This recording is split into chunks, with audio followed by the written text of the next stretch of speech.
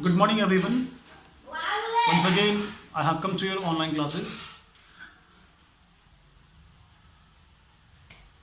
Today, once again, I will discuss about the chapter number one, period of transition. But the topic is different. Topic is about Renaissance and Reformation. Renaissance. Renaissance means rebirth, and it is totally about Europe. It means we are discussing about the Renaissance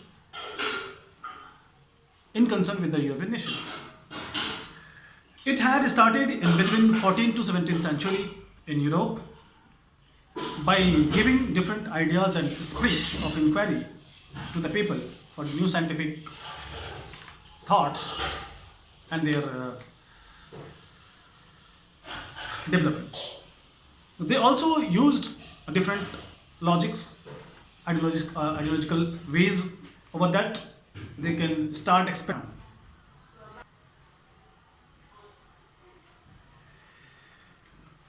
The people also started their thoughts, logic, and new approach by observation, questioning, and experimentations. Some of the scientists like Galileo, Rene Descartes, Copernicus, they also used the different ideas towards religions.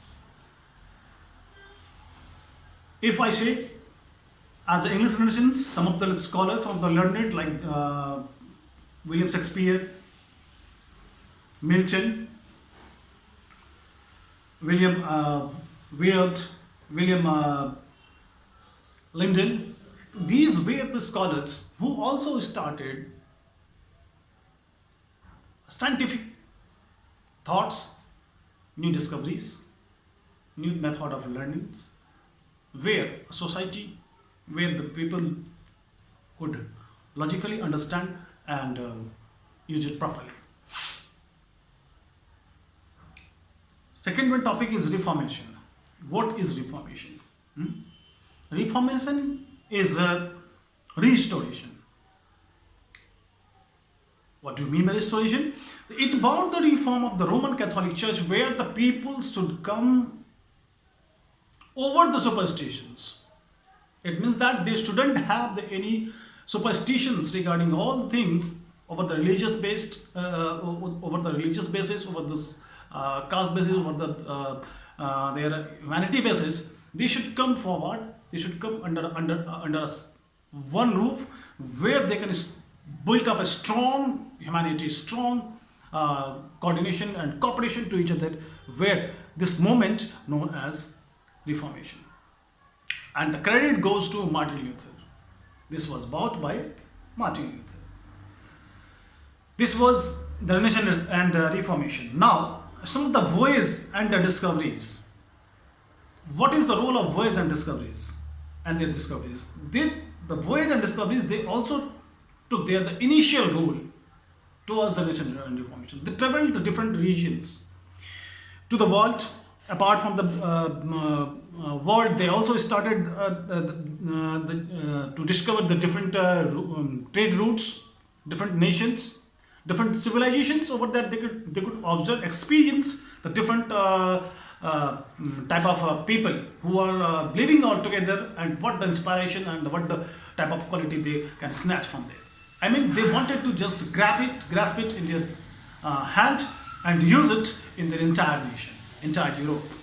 So some of the explorers, some of the example I'm giving you, like a Columbus, Amerigo, Mississippi, Magellan, Vasco da Gama, you know very well, these were the voyages who traveled different part of the world.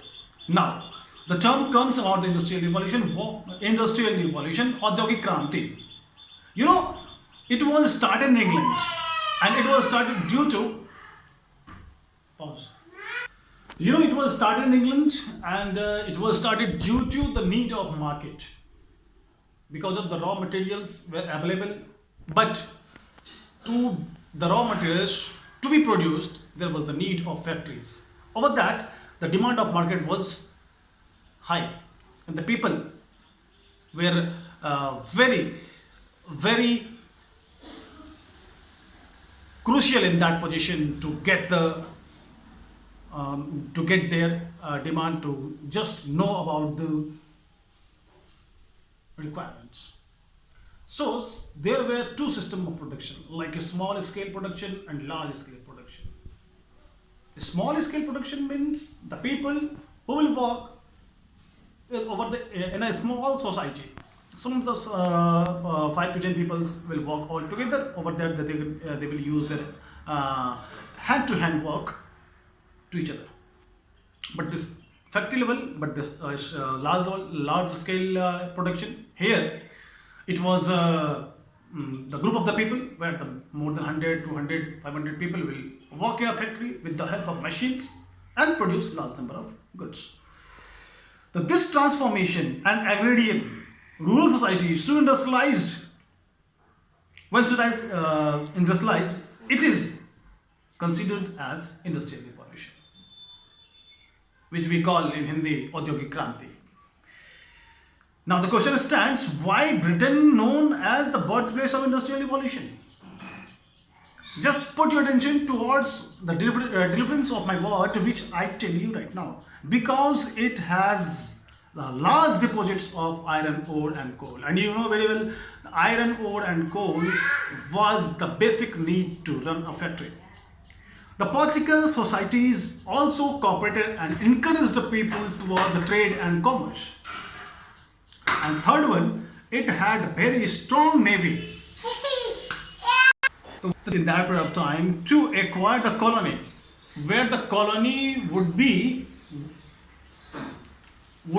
as a supplier of raw materials. As a supplier of raw material, it means that the colony would be occupied by a strong one to the weak one regarding the supply of raw materials, where the large number of products should be produced. Last topic is about serfdom. It is what? Where a person required to render service to a landlords, where they are attached to the lord's land. It means the people having no lands, poorers, they don't have the land, they will walk with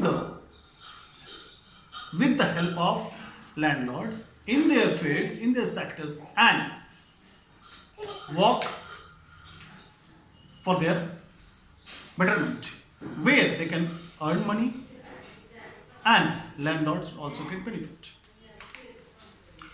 Now I tell you about your work, because of the half of the portion of this chapter I have discussed already. You might have understood.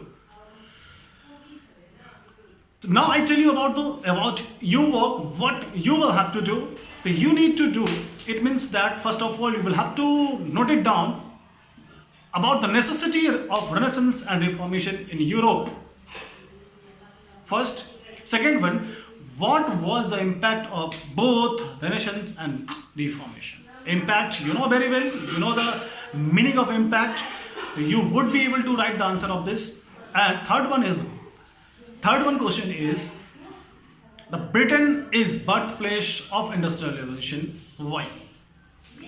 All three questions are just related to my explanation, which I have discussed right now. The next thing will be discussed, the next classes, and remain the topics and the remaining questions will be given to you. So I tell you, stay home, be positive and be safe. Thank you.